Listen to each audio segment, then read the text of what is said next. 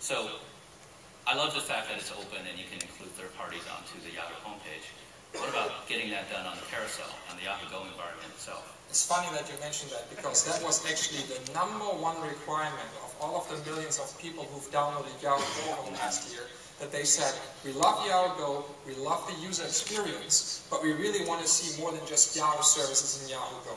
And today, with the announcement of Yahoo Go 3.0, we're opening up all of Yahoo Go to the world, meaning every publisher and developer, small or large, will be able to develop now mobile widgets that plug into Yahoo Go, and consumers will be able to, again, find those, discover those, and then subscribe to those very easy through the Yahoo Widget Gallery. So Paul? So we're just opening the gallery, and for example, I can take a quick look on what's new here. So let's go to the newest, find widgets by newest. And just in a snap, I see a list of widgets that have been newly added. Let's go back to the homepage here. And what we also are doing today is we're announcing partnerships with 3 leading companies, with Wirecom for MTV News, with MySpace, and with eBay. With those 3 companies over the last couple of months, we've worked together to create, out of the get-go, already Yahoo mobile widgets in a very, very powerful way. So let me show you real quick how easy the user can subscribe to this. So you click on the icon, you see a nice description of the page, you can read reviews, etc., and you can just quickly add it.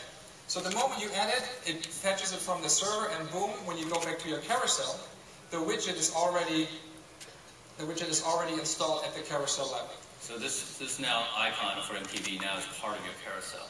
Exactly. The moment I said add my widget, it added it to the carousel. So Arthur, what's the benefit of a publisher like MTV or a partner like eBay? What's the benefit for them to work with us through the widget development platform? So let me show that real quick. Paul, maybe you can add a couple more. The real advantage of writing mobile widgets through the Yahoo Mobile Developer Platform is that you have a very easy way, using an XML-based language that we call Blueprint, to write a very powerful widget. And really, what's a widget? A widget is really a mobile application that in this case is easy to use, looks great. It's much, much more than just a view into something. It's a full-featured application.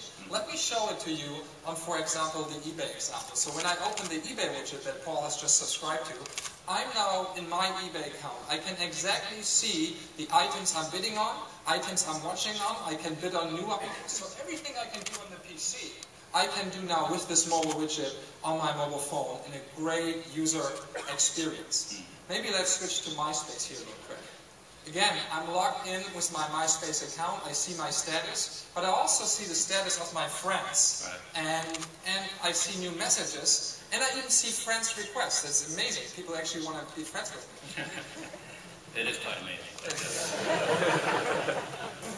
So, well, you know, what I think I really enjoy, and I think it's exciting about this, is that we have the potential for many, many developers to join this. I think one of the other things is not only the fact that Yahoo Go 3.0 has this very sleek UI and very sleek carousel with the new features you talked about. With Yahoo Go 2.0, you have made this Go environment available on many, many devices.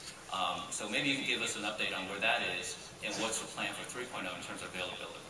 So Yahoo 2.0 is now available on over 300 devices, and we plan to support the same amount of devices for Yahoo Go 3.0 as well. When it goes into beta, it will be on 30+ devices, and over the beta period, extend through all of the 300+ devices that Yahoo Go 2.0 is on.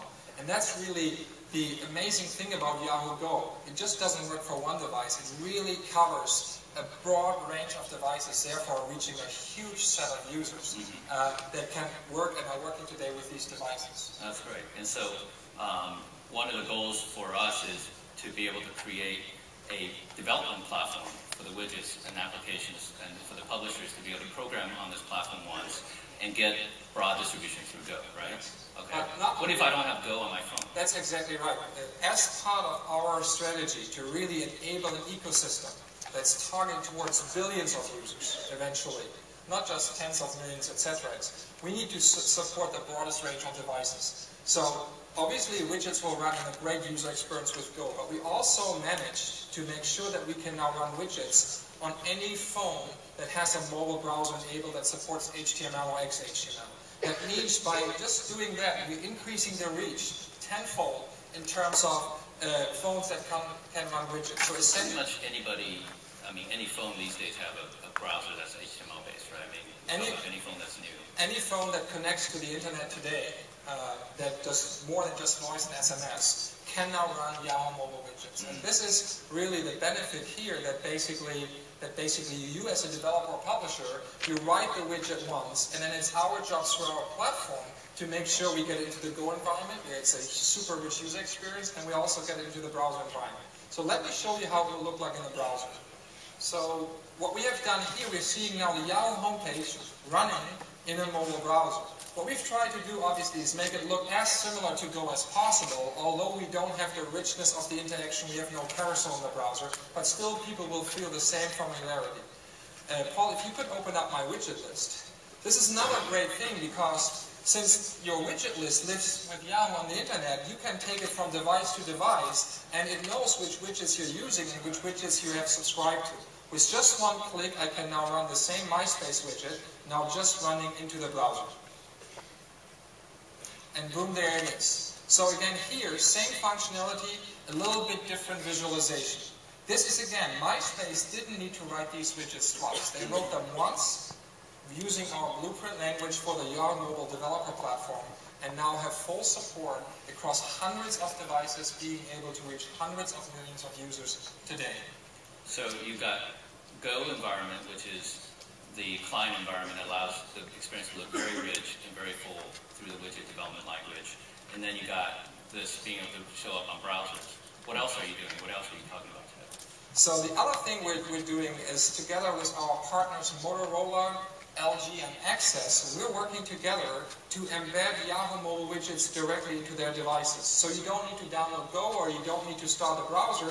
Widgets can execute directly into the device. So that means what? It's running natively on these devices? It's running natively on these devices. And so essentially you can say, Jerry, is that no matter what type of phone you have, it's our purpose, it's our mission in life, making sure Yahoo mobile widgets run in the best possible quality on these devices, creating rich user experience for consumers, but also creating an environment, creating an ecosystem for developers and publishers that really can now, for the first time, through the Yahoo mobile developer platform, access hundreds of millions of potential users today.